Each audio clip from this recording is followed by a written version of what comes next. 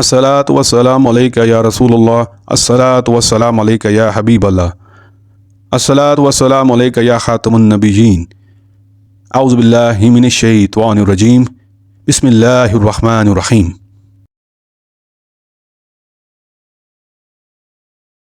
तफसीर सूरत फातिहा। बिस्मिल्लाहिर रहमानिर रहीम। सूरत फातिहा के नाम। इस सूरत का नाम सूरत फातिहा है। फातिहा कहते हैं शुरू करने वाली को। चूँकि कुरान करीम में सबसे पहले यही सूरत लिखी गई है, इसलिए इसे सूरत फातिहा कहते हैं। और इसलिए भी कि नमाजों में क़िरात भी इसी से शुरू होती है। इसका नाम उम्मुल किताब भी है। जमहूर यही कहते हैं। हसन और इब्न सिरीन इसके कायल नहीं। वो कहते हैं कि लौह महफूज का नाम उम्मुल किताब है। हसन का कौल है कि महकम आयतों को उम्मुल किताब कहते हैं। तिरमिज़ी की एक सही हदीस में है कि रसूलुल्लाह सल्लल्लाहु अलैहि वसल्लम ने फरमाया, अल्हम्दुलिल्लाहि रब्बिल आलमीन। पूरी सूरत तक यही सूरत उम्मुल कुरान है और उम्मुल किताब है और सभी मसानी है और कुरान अज़ीम है। इस सूरत का नाम सूरतुल अलहम्द और सूरत सलात भी है। हज़रत सल्लल्लाहु अलैहि वसल्लम फरमाते हैं कि अल्लाह ताला ने फरमाया है, मैंने सलात यानी सूरत फातिहा को अपने और अपने बंदे के दरमियान नफ़्स तकसीम कर दिया। जब बंदा कहता है अल्हम्दुलिल्लाहि रब्बिल आलमीन, तो अल्लाह ताला फरमाता है मेरे बंदे ने मेरी तारीफ़ की। पूरी हदीस तक। इस हदीस से मालूम हुआ कि सूरत फातिहा का नाम सलात भी है, इसलिए कि इस सूरत का नमाज में पढ़ना शुरू है। इस सूरत का नाम सूरत शिफा भी है। दरामी में हज़रत अबू सईद से मरफू रवायत है कि सूरत फातिहा हर जहर की शिफा है और इसका नाम सूरत अल-रक़िया भी है। हज़रत अबू सईद रज़ियल्लाहु अन्हु ने जब सांप के काटे हुए शख्स पर इस सूरत को पढ़कर दम किया, वो अच्छा हो गया। तब हज़ूर सल्लल्लाहु अलैहि वसल्लम ने उनसे फरमाया, तुम्हें कैसे मालूम हो गया कि ये रुक़ैया है, यानी पढ़कर फूंकने की सूरत है। इब्न अब्बास रज़ियल्लाहु अन्हु इसे असासुल कुरान कहते थे, यानी कुरान की जड़ियाँ, बुनियाद। और उस सूरत की बुनियाद आयत बिस्मिल्लाहिर रहमानिर रहीम है। सुफियान बिन अय्यिना फरमाते हैं इसका नाम वाक़िया है। यहया बिन कसीर कहते हैं इसका नाम काफ़िया भी है, इसलिए कि ये अपने मासवा किसी कफ़ायत करती है और दूसरी कोई सूरत इस सूरत से कफ़ायत नहीं करती। बाज़ मुरसल हदीसों में भी ये मज़मून आया है कि उम्मुल कुरान बदल है इसके गैर का, मगर इसका गैर इसका बदल नहीं। इसे सूरत सलात और सूरत कंज़ भी कहा गया है। ज़हमशरी की तफसीर कशाफ देखिए। इब्न अब्बास, क़तादा, अबुल आलिया फरमाते हैं कि यह सूरत मक्की है। हज़रत अबू हुरैरा, मुजाहिद, अता बिन यसार और ज़हरी फरमाते हैं यह सूरत मदनी है। और ये भी एक कौल है कि यह सूरत 2 मरतबा नाजिल हुई, एक मरतबा मक्का में और 2 मरतबा मदीना में। लेकिन पहला कौल ही ज़्यादा ठीक है, इसलिए कि दूसरी आयत में है वलक़द आतैनाका सबअम मिनल मसानी, यानी हमने तुम्हें 7 मसानी 7 आयतों दोहराई जाने वाली दी हैं। वल्लाह इल्म। अबुल अलीसी समरकंदरी का एक कौल क़र्तबी ने यह भी नकल किया है कि सूरत का नस्ख़ तो मक्का शरीफ में नाजिल हुआ और आखिरी नस्ख़ हिस्सा मदीना शरीफ में नाजिल हुआ। लेकिन यह कौल बिल्कुल गरीब है। इन आयतों की निस्बत इत्फाक़ है कि 7 हैं, लेकिन उम्र बिन उबैद ने 8 और हुसैन जाफ़री ने 6 भी कहा है, और ये दोनों कौल शाज़ हैं। बिस्मिल्लाहिर रहमानिर रहीम। ये सूरत की मुस्तकिल आयत है या नहीं, इसमें इख्तलाफ है। तमाम कूफ़ी कारी और सहाबा और ताबीन की एक जमात और पीछे बहुत से बुजुर्ग तो इसे सूरत फातिहा के अव्वल की एक पूरी और मुस्तकिल आयत कहते हैं। बाज़ इसे उसका जुज़ मानते हैं और बाज़ सरे से इस आयत को उसके शुरू में मानते ही नहीं। जैसा कि मदीना शरीफ के कारियों और फ़क़ीहों के ये तीनों कौल हैं। इसकी तफसीर इंशाअल्लाह आगे आएगी। इस सूरत के कलमात 25 हैं और हरूफ 113 हैं। इमाम बुखारी किताबुल नफ़सीर के शुरू में सही बुखारी में लिखते हैं उम्मुल किताब। इस सूरत का नाम इसलिए है कि कुरान शरीफ की किताबात इसी से शुरू होती है और नमाज की क़िरात भी इसी से शुरू होती है। इस कौल ये भी है कि चूँकि तमाम कुरान शरीफ के मज़ामीन अजमाली तौर से इसमें हैं, इसलिए इसका नाम उम्मुल किताब है। अरब की आदत है कि हर एक जामे काम और काम की जड़ को जिसकी शाखें और अज़्ज़ा उसी के ताबे हों कहते हैं। देखिए, उम्मुल रसा उस जिल्द को कहते हैं जो दिमाग की जामे है और लश्करी झंडे और निशान को भी जिसके नीचे लोग जमा होते हैं कहते हैं। शहरों में भी उसका सबूत पाया जाता है। मक्का शरीफ को उम्मुल क़री कहने की भी यही वजह है कि यह सबसे पहले और सब का जामे है। ज़मीन वहीं से फैलाई गई है। चूँकि इससे नमाज की क़िरात शुरू होती है, कुरान शरीफ को लिखते वक्त भी सहाबा ने इसी को पहले लिखा। اس لیے اسے فاتحہ بھی کہتے ہیں۔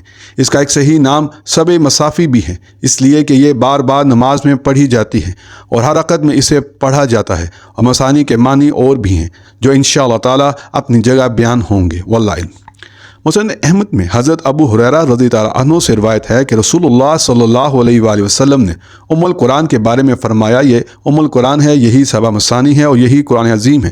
ایک اور حدیث میں یہی ام القرآن ہے، یہی فاتحہ الکتاب ہے اور یہی سبع مثانی ہے۔ تفسیر مردویہ میں ہے کہ حضور نے فرمایا الحمدللہ رب العالمین کی 7 آیتیں ہیں۔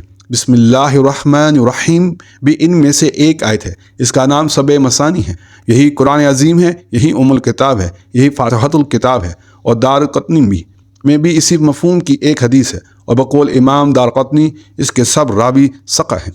بہقی میں ہے کہ حضرت علی رضی اللہ عنہ، حضرت ابن عباس رضی اللہ، حضرت ابو ہریرہ رضی اللہ عنہ سے سبع مثانی کی تفسیر میں یہی کہا ہے کہ یہ سورۃ فاتحہ ہے اور بسم اللہ اس کی 7ویں آیت ہے۔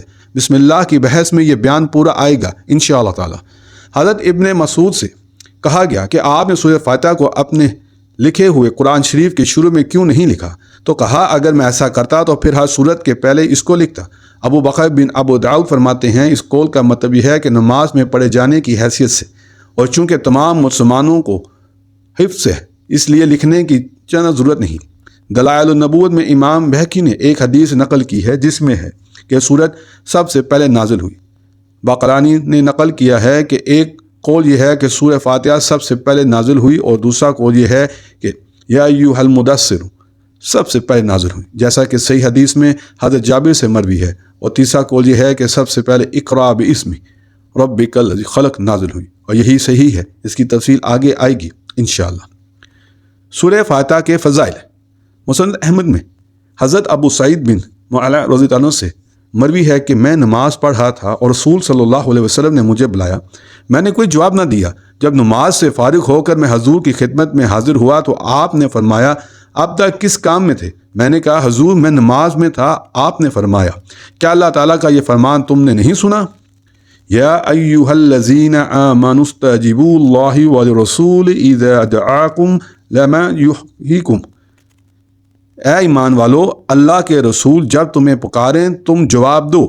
اچھا سنو، میں تمہیں مسجد سے نکلنے سے پہلے بتلا دوں گا کہ قرآن پاک میں سب سے بڑی سورت کون سی ہے۔ پھر میرا ہاتھ پکڑے ہوئے جب آپ نے مسجد سے جانے کا ارادہ کیا تو میں نے آپ کا وعدہ یاد دلایا۔ آپ نے فرمایا سورت الحمدللہ رب العالمین ہے، یہی سبع مثانی ہے اور یہی وہ قرآن عظیم ہے جو مجھ کو دیا گیا ہے۔ اسی طرح یہ روایت صحیح بخاری شریف، ابو داؤد، نسائی اور ابن ماجہ میں بھی دوسری سندوں کے ساتھ مروی ہے۔ وقتی نے یہ واقعہ حضرت ابی بن قعب کا بیان کیا ہے۔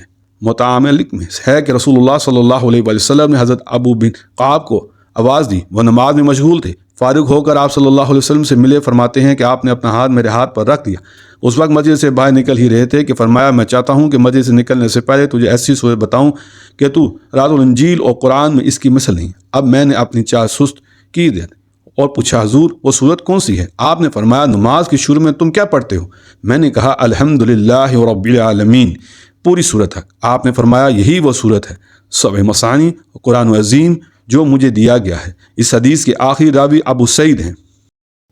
اس بنا پر ابن اسیر اور ان کے ساتھ والے یہاں دھوکہ کھا گئے ہیں اور وہ انہیں ابو سعید بن معلا سمجھ بیٹھے ہیں۔ در حقیقت یہ ابو سعید غزائی ہیں اور تابعین میں سے ہیں، اور وہ ابو سعید انصاری صحابی ہیں۔ ان کی حدیث متصل اور صحیح ہے، اور یہ حدیث بظاہر منقطع معلوم ہوتی ہے اگر ابو سعید تابعی کا حضرت ابی سے سننا ثابت نہ ہو، اور اگر سننا ثابت ہو تو یہ حدیث مسلم کی ہے واللہ علم۔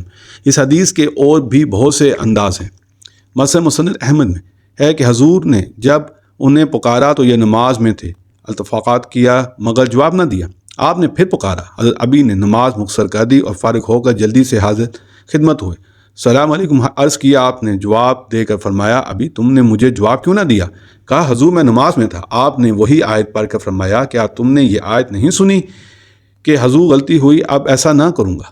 آپ نے فرمایا کیا تم چاہتے ہو کہ میں تمہیں ایک ایسی صورت بتاؤں کہ تورات، انجیل، زبور اور قرآن میں اس جیسی صورت نہ ہو؟ میں نے کہا ضرور، ارشاد فرمائیے۔ آپ نے فرمایا یہاں سے جانے سے پہلے ہی میں تمہیں بتا دوں گا۔ پھر حضور میرا ہاتھ تھامے ہوئے اور باتیں کرتے رہے اور میں نے اپنی چال دھیمی کر دی، ایسا نہ ہو کہ وہ بات رہ جائے اور آپ باہر چلے جائیں۔ آخر جب دروازے کے قریب پہنچ گئے تو میں نے آپ کو وہ وعدہ یاد دلایا۔ آپ نے فرمایا نماز میں کیا پڑھتے ہو؟ میں نے القرآن پڑھ کر سنائی۔ آپ نے فرمایا اس خدا کی قسم جس کے ہاتھ میں میری جان ہے، تورات، انجیل، زبور اور قرآن میں اس جیسی کوئی اور صورت نہیں۔ یہ سب مثانی ہے۔ ترمذی میں مزید یہ بھی ہے کہ یہی وہ بڑا قرآن ہے جو مجھے عطا فرمایا گیا ہے۔ یہ حدیث حسن صحیح ہے۔ حضرت انس سے بھی اس باب میں ایک حدیث مروی ہے۔ مسند احمد کی ایک مطول حدیث میں بھی اس طرح مروی ہے۔ نسائی کی روایت میں یہ الفاظ بھی ہیں کہ یہ صورت اللہ تعالیٰ اور بندے کے درمیان تقسیم کر دی گئی ہے۔ ترمذی اسے حسن غریب کہتے ہیں۔ مسند احمد میں حضرت عبداللہ بن جابر رضی اللہ عنہ سے روایت ہے کہ میں ایک مرتبہ رسول اللہ صلی اللہ علیہ وسلم کے پاس آیا۔ آپ اس وقت استنجے سے فارغ ہوئے ہی تھے۔ میں نے 3 مرتبہ سلام کیا لیکن آپ نے ایک دفعہ بھی جواب نہ دیا۔ اب گھر میں تشریف لے گئے اور میں غم اور رنج کی حالت میں مسجد میں چلا گیا۔ تھوڑی دیر بعد طہارت کر کے تشریف لائے اور 3 مرتبہ ہی میرے سلام کا جواب دیا۔ پھر فرمایا اے جابر بن عبداللہ سنو، تم قرآن میں بہترین صورت الحمدللہ رب العالمین آخر تک ہے۔ اس کے اسناد بہت عمدہ ہیں۔ ابن عقیل جو اس کے راوی ہیں اس کی حدیث بڑے بڑے ائمہ روایت کرتے ہیں، اور عبداللہ بن جابر سے مراد بدری صحابی ہیں۔ ابن الجوزی کا بھی یہی قول ہے۔ واللہ علم۔ حافظ ابن عسا کا قول ہے کہ یہ عبداللہ بن جابر انصاری اور بیاضی ہیں۔ یہ حدیث اور اس جیسی اور احادیث سے استدلال کر کے اسحاق بن راہوی، یہ ابو بکر بن عربی، ابن الحاضر وغیرہ اکثر علماء نے کہا ہے کہ بعض آیتیں اور بعض صورتیں بعض پر فضیلت رکھتی ہیں، اور ایک دوسری جماعت کا خیال ہے کہ کلام اللہ قل کا قل فضیلت میں ایک سا ہے۔ ایک کو ایک پر فضیلت دینے سے یہ قباحت ہوتی ہے کہ دوسری آیتیں اور صورتیں اس سے کم درجے کی نظر آئیں گی، حالانکہ کلام اللہ سارے کا سارا فضیلت والا ہے۔ قرطبی نے اشعری اور ابو بکر باقلانی اور ابو حاتم ابن حبان بستی اور ابو حیان اور یحییٰ سے یہی نقل کیا ہے۔ امام مالک سے بھی ایک روایت میں یہ مذہب منقول ہے، لیکن صحیح اور مطابق حدیث پہلا قول ہے۔ واللہ علم۔ مترجم۔ سورہ فاتحہ کے فضائل کی منظرہ بالا حدیثوں کے علاوہ اور حدیثیں بھی ہیں۔ صحیح بخاری شریف فضائل القرآن میں حضرت ابو سعید خدری رضی اللہ عنہ سے روایت ہے کہ ہم ایک مرتبہ سفر میں ایک جگہ اترے ہوئے تھے، ناگہاں ایک لونڈی آئی اور کہا یہاں کے قبیلے کے سردار کو سانپ نے کاٹ کھایا، ہماری آدمی یہاں موجود نہیں، آپ میں سے کوئی ایسا ہے کہ جھاڑ پھونک کر دے؟ ہم میں سے ایک شخص اٹھ کر اس کے ساتھ ہو لیا۔ ہم نہیں جانتے تھے کہ یہ کچھ جھاڑ پھونک بھی جانتا ہے۔ اس نے وہاں جا کر کچھ پڑھ کر دم کر دیا۔ خدا کے فضل سے وہ بالکل اچھا ہو گیا۔ 30 بکریاں اس نے دیں اور ہماری مہمانی کے لیے دودھ بھی بہت سارا بھیجا۔ جب واپس آئے تو ہم نے پوچھا کیا تمہیں جھاڑ پھونک کا علم تھا؟ اس نے کہا میں نے تو صرف فاتحہ پڑھ کر دم کیا ہے۔ ہم نے کہا اس آئے ہوئے مال کو ابھی نہ چھیڑو، پہلے رسول اللہ صلی اللہ علیہ وسلم سے مسئلہ پوچھ لو۔ مدینے میں آ کر ہم نے حضور صلی اللہ علیہ وسلم سے ذکر کیا۔ آپ صلی اللہ علیہ وسلم نے فرمایا تمہیں کیسے معلوم ہوا کہ یہ پڑھ کر دم کرنے کی صورت ہے؟ فرمایا اس مال کے حصے کر لو، میرا بھی ایک حصہ لگانا۔ صحیح مسلم شریف اور ابو داؤد میں یہ حدیث ہے۔ مسلم کی بعض روایتوں میں ہے کہ دم کرنے والے حضرت ابو سعید خدری رضی اللہ عنہ ہی تھے۔ مسلم اور نسائی میں حدیث ہے کہ رسول اللہ صلی اللہ علیہ وسلم کے پاس ایک مرتبہ حضرت جبرائیل علیہ السلام بیٹھے ہوئے تھے کہ اوپر سے ایک زوردار دھماکے کی آواز آئی۔ جبرائیل علیہ السلام نے اوپر دیکھ کر فرمایا آج آسمان کا وہ دروازہ کھلا ہے جو کبھی نہیں کھلا تھا۔ پھر وہاں سے ایک فرشتہ حضور کے پاس آیا اور کہا خوش ہو جائیے، 2 نور آپ کو ایسے دیے گئے ہیں کہ آپ سے پہلے کسی نبی کو نہیں دیے گئے۔ سورہ فاتحہ اور سورہ بقرہ کی آخری آیتیں ایک ایک حرف پر نور ہے۔ صحیح مسلم میں حضرت ابو ہریرہ رضی اللہ عنہ سے روایت ہے کہ رسول اللہ صلی اللہ علیہ وسلم نے فرمایا جو شخص اپنی نماز میں القرآن نہ پڑھے اس کی نماز ناقص ہے، پوری نہیں ہے۔ حضرت ابو ہریرہ سے پوچھا گیا کہ جب امام کے پیچھے ہوں تو؟ فرمایا پھر بھی چپکے پڑھ لیا کرو، میں نے رسول اللہ صلی اللہ علیہ وسلم سے سنا ہے۔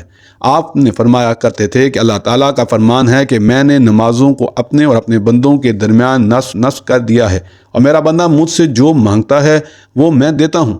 جب بندہ کہتا ہے الحمدللہ رب العالمین تو اللہ تعالیٰ فرماتا ہے ہاں مدعنی عبدی، میرے بندے نے میری تعریف کی۔ پھر بندہ کہتا ہے الرحمن الرحیم، اللہ تعالیٰ فرماتا ہے اثنى علی عبدی، میرے بندے نے میری ثنا بیان کی، پھر بندہ کہتا ہے مالک یوم الدین، اللہ تعالیٰ فرماتا ہے مجدنی عبدی، یعنی میرے بندے نے میری بزرگی بیان کی۔ بعض روایتوں میں ہے کہ اللہ تعالیٰ اس کے جواب میں فرماتا ہے فوض الی عبدی، یعنی میرے بندے نے خود کو میرے سپرد کر دیا۔ پھر بندہ کہتا ہے ایاک نعبد و ایاک نستعین، اللہ تعالیٰ فرماتا ہے یہ میرے اور میرے بندے کے درمیان، اور میرا بندہ مجھ سے جو مانگے گا میں دوں گا۔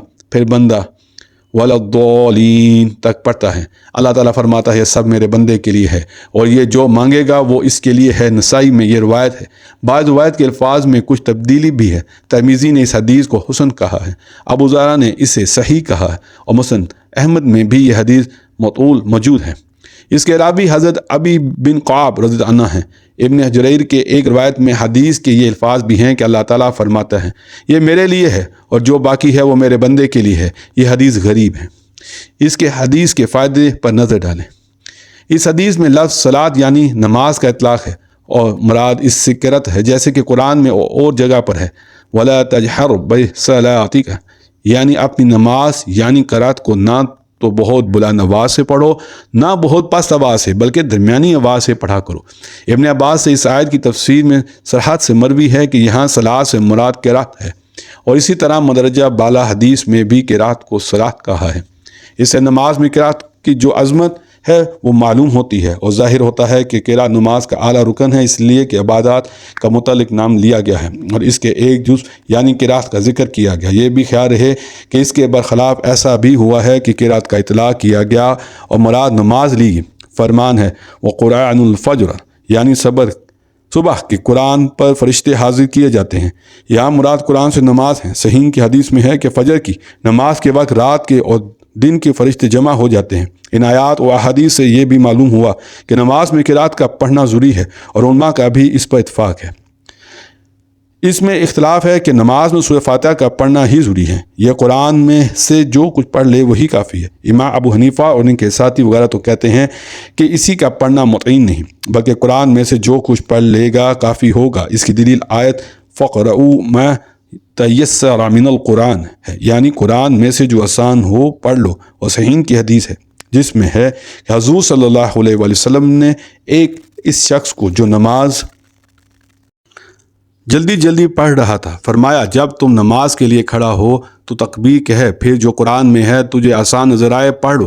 وہ کہتے ہیں کہ حضور کا اس شخص کو یہ فرمانا اور سورہ فاتحہ کا تعین نہ کرنا بتا رہا ہے، جو کچھ قرآن پڑھ لے کافی ہے۔ دوسرا قول یہ ہے کہ سورہ فاتحہ ہی کا پڑھنا ضروری ہے، اس کے پڑھے بغیر نماز نہ ہوگی۔ اس کے علاوہ اور سب ائمہ کرام کا یہی قول ہے، امام مالک، امام شافعی، امام احمد ابن جنبل اور ان کے سب شاگرد وغیرہ اور جمہور علماء کرام کا یہی فرمان ہے۔ اس کی دلیل یہ حدیث شریف ہے جو اللہ کے رسول نے اللہ تعالیٰ ان پر درود اور رحمت بھیجے بیان فرمائی ہے کہ جو شخص نماز پڑھے خواہ کوئی نماز ہو اور اس میں القرآن نہ پڑھے وہ نماز ناقص ہے، پوری نہیں۔ اسی طرح ان بزرگوں کی یہ دلیل بھی ہے جو صحیح میں حضرت عبادہ بن صامت رضی اللہ عنہ سے مروی ہے کہ رسول اللہ صلی اللہ علیہ وسلم نے فرمایا جو شخص سورہ فاتحہ کو نہ پڑھے اس کی نماز نہیں ہے۔ صحیح ابن خزیمہ اور صحیح ابن حبان میں حضرت ابو ہریرہ رضی اللہ عنہ سے روایت ہے کہ رسول خدا حضرت محمد مصطفیٰ صلی اللہ علیہ وآلہ وسلم نے فرمایا وہ نماز نہیں ہوتی جس میں القرآن نہ پڑھی جائے۔ ان کے علاوہ اور بھی بہت سی حدیثیں ہیں، ہمیں یہاں پر مناظرہ نہ پہلو اختیار کرنے کی کوئی ضرورت نہیں، وہ بہت لمبی بحثیں ہیں۔ ہم نے تو مختصراً اپنے بزرگوں کی دلیلیں بیان کر دیں۔ صحیح اور مطابق حدیث دوسرا قول ہی ہے، اللہ مترجم۔ اب یہ بھی سن لیجئے کہ امام شافعی وغیرہ علماء کرام کی ایک بڑی جماعت کا تو یہ مذہب ہے کہ سورہ فاتحہ کا ہر رکعت میں پڑھنا واجب ہے، اور بعض لوگ کہتے ہیں اکثر رکعتوں میں پڑھنا واجب ہے حسن، اور اکثر بصرہ کے لوگ کہتے ہیں کہ نمازوں میں سے کسی ایک رکعت میں اس کا پڑھ لینا واجب ہے، اس لیے کہ حدیث میں نماز کا ذکر متعلق ہے۔ ابو حنیفہ ان کے ساتھی ثوری اور اوزاعی کہتے ہیں کہ اس کا پڑھنا متعین ہی نہیں بلکہ اور کچھ بھی پڑھ لو تو کافی ہے، کیونکہ قرآن میں ما تیسر کا لفظ ہے، واللہ علم۔ لیکن یہ خیال رہے کہ ابن ماجہ کی حدیث میں ہے کہ جو شخص فرض وغیرہ نماز کی ہر رکعت میں سورہ فاتحہ اور سورت نہ پڑھے اس کی نماز نہیں۔ البتہ اس حدیث کی صحت میں نظر ہے، اور ان سب باتوں کی تفسیر کا موقع احکام کی بڑی کتابیں ہیں، واللہ علم۔ صحیح اور مطابق حدیث پہلا قول ہے، واللہ علم مترجم۔ मुक्तदी और सूरत फातिहा के वाजिब होने के मसले में उलमा का 3 कौल हैं। एक तो ये कि सूरत फातिहा का पढ़ना जिस तरह इमाम पर वाजिब है उसी तरह मुक्तदी पर भी वाजिब है। इसकी दलील वो आम हदीसें हैं जो अभी अभी दूसरे फ़ायदे के बयान में गुजर चुकी। दूसरा ये है कि सर से मुक्तदी के ज़िम्मे क़िराअत वाजिब ही नहीं, ना ये सूरत ना कुछ, और ना जहरी नमाज में ना सिरी नमाज में। उनकी दलील मुस्नद अहमद की यह हदीस है जिसमें है कि हुज़ूर ने फरमाया, जिसका इमाम हो तो इमाम की क़िराअत उसकी क़िराअत है, लेकिन ये रिवायत ज़ईफ़ है और ये ख़ुद हज़रत जाबिर के कौल से मरवी है। गो इस मरफू हदीस की और सनदें भी हैं लेकिन कोई सनद सही नहीं। वला इन तीसरा कौल यह है कि जिन नमाज़ों में इमाम आहिस्तगी से क़िराअत पढ़े उनमें तो मुक्तदी पर क़िराअत वाजिब है, लेकिन जिन नमाज़ों में ऊंची क़िराअत पढ़ी जाती है उसमें वाजिब नहीं। इनकी दलील सही मुस्लिम वाली हदीस में जिसमें है कि इमाम उसी लिए मुकर्रर किया गया है कि उसकी इदरा की जाए, उसकी तकबीर सुनकर तकबीर कहो, जब वो पढ़े तो चुप रहो। सुनन में भी ये हदीस है, इमाम मुस्लिम ने इसी की तस्वीर की है। इमाम शाफी का पहला कौल भी यही है और इमाम अहमद से भी एक रवायत है सही और मुताबिक हदीस अलकौल है। अबू दाऊद, तिरमिज़ी, नसाई वगैरह भी हदीस है कि रसूलुल्लाह सल्लल्लाहु अलैहि वसल्लम ने अपनी मुक्तदियों को फरमाया कि तुम सिवाय सूरत फातिहा के और कुछ ना पढ़ो, उसके पढ़ने बगैर नमाज नहीं होती। मुतरजम हमारी गर्ज इन मसाइल को यहाँ पर बयान करने से यह है कि सूरत फातिहा के साथ अहकाम का जिस कदर ताल्लुक़ है किसी और सूरत के साथ नहीं। मुसन्नफ़ बाज़ार में हदीस है, हजूर फरमाते हैं जब तुम बिस्तर पर लेटो और सूरत फातिहा और सूरत इखलास कुल हु अल्लाहु अहद पढ़ लो तो मौत के सिवा हर चीज़ से अमन में आ जाओगे। बिस्मिल्लाहिर्रहमानिर्रहीम। मेरी छोटी सी एक कोशिश है कि जो लोग तफसीर को पढ़ नहीं सकते किसी भी वजह से वो इसको सुन सकें। अल्लाह पाक मुझे माफ़ फरमाए अगर मेरे से कोई भी किसी किस्म की गलती हो जाए, और मैं तमाम लोगों से भी उसकी माफ़ी चाहता हूँ कि अगर कहीं से मेरे से कोई भी उर्दू अरबिक में पढ़ने तर्जमे में कोई गलती हो जाए तो मुझे माफ़ कर दीजिएगा। और अल्लाह पाक अपनी बारगाह में मेरी इस कोशिश को कबूल और मंजूर फरमाए और मेरी दुनिया और आखिरत अच्छी फरमाए। शुक्रिया।